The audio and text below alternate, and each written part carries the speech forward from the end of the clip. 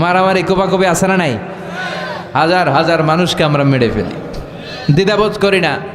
এই যুদ্ধ আমরা চাই না, আমরা চাই শান্তি। চিল্লায় বলেন আমরা কি চাই?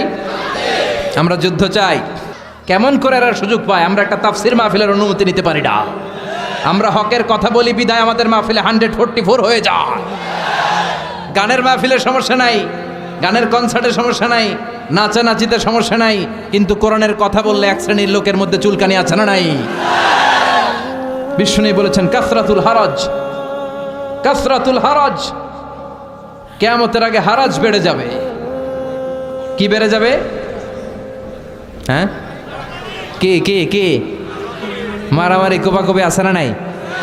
হাজার হাজার মানুষকে আমরা মেরে ফেলি, দ্বিধাবোধ করি না। এই যুদ্ধ আমরা চাই না, আমরা চাই শান্তি। চিল্লায় বলেন আমরা কি চাই? আমরা যুদ্ধ চাই।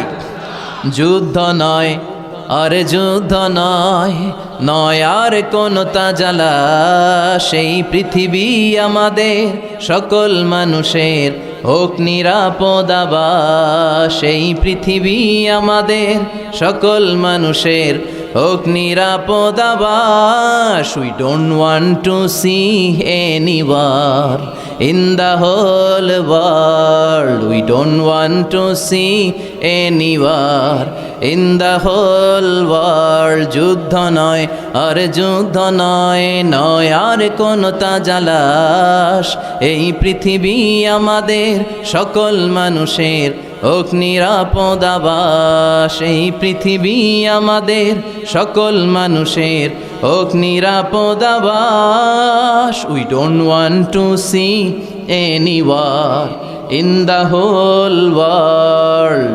We don't want to see any war in the whole world. চিল্লায় বলেন ঠিক কি না? আমরা কোনো যুদ্ধ দেখতে চাই? আমরা কোনো যুদ্ধ দেখতে চাই না। একটার পর একটা যুদ্ধ বিগ্রহে হাজার হাজার মানুষ চলে যায়। বিষ্ণু বললেন কাসরাতুল হারাজ, কিয়ামতের আগে হারাজ বেড়ে যাবে। সাহাবীরা বললেন হারাজ কি? বিষ্ণু বললেন হাযা হুয়াল হারাজ, এটা বেড়ে যাবে। বিষ্ণু বললেন যিনি মারছে, বুলেট মারছে, তিনি নিজেও জানে না কেন মারছে, উপরের নির্দেশ। কথা কন, উপরের নির্দেশ আছে না নাই? বুলেট মেরে দিচ্ছে, কেন মেরে দিচ্ছে, ওর অপরাধটা কি, এটাও জানার প্রয়োজন বোধ করে না। উপরের ফোন এসেছে, শুট করে মেরে ফেলে আছে না নাই? শুট করে গুম করে ফেলে আছে না নাই? ক্রস ফায়ার করে ফেলে আছে না নাই? কেন মারলো সেটাও জানতে চায় না। বিশ্বনবীর বাণী, কিয়ামতের আগ দিয়ে শুট করা হবে, হত্যা করা হবে, মেরে ফেলা হবে, কেন মারলো সে জানে না। আবার যাকে মারা হলো সেও কেন মরলো সেও জানে না। রাস্তা দিয়ে হেঁটে যাচ্ছে, ধরে নিয়ে গুম, ধরে নিয়ে খুন, ছুরি মেরে দুনিয়া থেকে বিদায়, এরকম ঘটনা দেশে আছে না নাই? কেন মারলো, কেন হত্যা করা হলো, কেন রক্তপাত করা হলো, কেন অন্যায়ভাবে তার জীবন হরণ করা হলো সে নিজেও জানে না। তার মানে বিশ্বনবী যা বলেছেন তার প্রতিটা অক্ষরে অক্ষরে মিলে যায় কি যায় না? আমাদের বাংলাদেশে এই দৃশ্য আছে না নাই? অন্যায়ভাবে হত্যাকাণ্ড আছে না নাই? কথার সাথে হুবহু মিলে যায়। আমানতের খেয়ানত আছে না নাই? সাহাবীরা বললেন কাইফা ইদাআতুহা ইয়া রাসূলুল্লাহ, আমানতের খেয়ানত কেমন করে হয়? বিষ্ণু বললেন ইদা উসিদাল আমরু ইলা গায়রি আহলিহি ফান্তাযিরিস সাআ, যাকে যেই চেয়ারে বসানো হবে সে যদি ওই চেয়ারে বসার যোগ্য না হয়, আর যদি তারে ওই চেয়ারে বসিয়ে দেওয়া হয়, তখনই কিয়ামত হয়ে যাবে। এখন এই আলামত আছে না নাই? আমি যদি আজকে কোরআন না জানতাম, কোরআন জানি না, হাদিস জানি না, কথা বলতে জানি না, আমারে প্রধান বক্তা, এটা কিয়ামতের আলামত হবে না? যিনি মসজিদের সভাপতি হওয়ার যোগ্য তারে না বসিয়ে, যার নামাজ নাই, যার ওযু নাই, যার রোজা নাই, তারা যদি বসিয়ে দেওয়া হয়, এটাই কিয়ামতের আলামত। চিল্লা এখন ঠিক কিনা? সভাপতি হওয়ার যোগ্যতা নেই সভাপতি, সেক্রেটারি হওয়ার যোগ্যতা নেই। মসজিদের সভাপতি সেক্রেটারি তো সে হবে যার সাথে মসজিদের আলাকাত বেশি, যে মসজিদরে ভালোবাসে, যে সিজনাল নামাজি না, 5 ওয়াক্ত নামাজ আসার চেষ্টা করে, যে মুয়াজ্জিন না থাকলে নিজে ঝাড়ু দিয়ে মসজিদ পরিষ্কার করে দেয়। কথা কন। এখন এর উল্টো হইলেই তো আমানতের খেয়ানত। যে শিক্ষক হওয়ার যোগ্যতা রাখে না, এরা যদি প্রাইমারি স্কুলের প্রিন্সিপাল বানায় দেন, দেশের অবস্থা কি হবে? যে মন্ত্রী হওয়ার যোগ্যতা রাখে না, এরা যদি মন্ত্রী বানিয়ে দেন, যে এমপি হওয়ার যোগ্যতা রাখে না, এরা যদি এমপি বানিয়ে দেন, যে নেতা হওয়ার যোগ্যতা রাখে না, এরা যদি নেতা বানায় দেন। যে ইমাম হওয়ার যোগ্যতা রাখে না, ওরা যদি ইমাম বানায় দেন, এটা কিয়ামতের আলামত। কথা কন। আবার তিরমিজির বর্ণনা বিশ্বনবী বলেন, ওয়াকানা জাইমুল কওমি আরযালাহুম, কিয়ামতের আগে সমাজের সবচেয়ে বড় চোর, বাটপার, বদমাশগুলো নেতা হয়ে যাবে। তাদের নেতৃত্ব মেনে নিতে হবে বাধ্য হয়ে। ভয়ে লোকজন তাদেরকে সালাম দিবে, অন্তরে তাদের জন্য কোনো ভালোবাসা খুঁজে পাওয়া যাবে না। প্রতিটা কথা বিশ্বনবী কেমন যেন বাংলাদেশ দেখে দেখে বলছেন।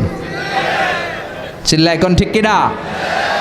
আমানাত ওয়াল্লাযীনা হুম লিআমানাতিহিম ওয়া আহদিহিম রাউন। মুমিনের বৈশিষ্ট্য, মুমিন যদি প্রতিশ্রুতি দেয়, মুমিন যদি আমানত নেয়, ওই আমানতের খেয়ানত করে না। আমানত এটা একটা ব্রড বিষয়। আল্লাহ আমাকে সম্পদ দিয়েছে, এই সম্পদ আমার কাছে আমানত। আল্লাহ আমার ব্যক্তিত্ব দিয়েছে, এই ব্যক্তিত্ব আমার আমানত। আল্লাহ আমাকে ছেলে মেয়ে দিয়েছে, এটা আমার কাছে আমানত। আমার স্ত্রী আমার কাছে আমানত। যিনি মসজিদের ইমাম, পুরো মসজিদটা আপনার কাছে আমানত। যিনি হাই স্কুলের হেডমাস্টার, আপনার পুরো প্রাইমারি স্কুল, আপনার হাই স্কুল আপনার কাছে আমানত। যিনি চেয়ারম্যান, তার কাঁধের উপরে তার এলাকাটা আমানত।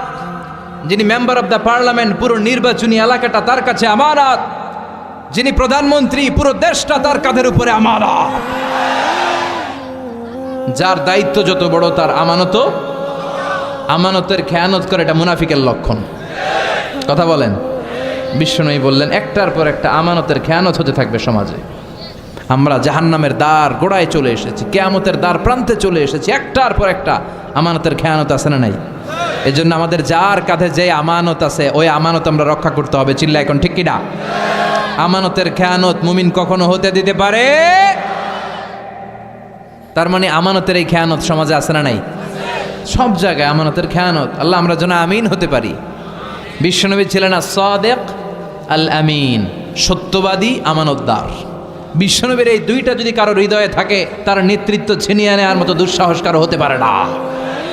সত্যবাদী যদি হন, আর ট্রাস্ট অর্ডিনেন্স যদি থাকে, আমানতদারিতা, লিডারশিপ আপনার হাতে ধরা দিবে। চিল্লা এখন ঠিক কিনা? তার মানে আমানতের খেয়ানত এটাও সমাজে দেখা যাচ্ছে। এরপরে বিশ্বনবী বলেন, আত-তাজাউল ফিল বুনিয়ান, কিয়ামতের আগ দিয়ে লোকজন বড় বড় টাওয়ার বানানোর প্রতিযোগিতা শুরু করে দিবে। বড় বড় বিল্ডিং আছে না নাই? খালির প্রতিযোগিতা, কাঠটার থেকে বড় বানাতে পারে। ওর 2 তলা তো আমার লাগবে 5 তলা, ওর 5 তলা আমার চাই 10 তলা। কিন্তু ও তাহাজ্জুদ পড়ে, আমারও পড়া লাগবে, এই চিন্তা নাই। ও যাকাত দেয়, আমারও যাকাত দিতে হবে, এই চিন্তা নাই। People will start to compete in constructing high-rises building in the cities. লোকজন সমাজে বড় বড় টাওয়ার। সৌদি আরবে দেখেন বিশাল টাওয়ার, জমজম টাওয়ার। দুবাইতে দেখেন বুর্জ আল খলিফা। চায়নাতে আছে সাংহাই টাওয়ার। একটার পর একটা টাওয়ার বানানোর প্রতিযোগিতায় মানুষ লিপ্ত হয়েছে। তার মানে বিশ্বনবী যা যা বলে গিয়েছেন, তার হুবহু প্রমাণ আমাদের সমাজে আছে না নাই?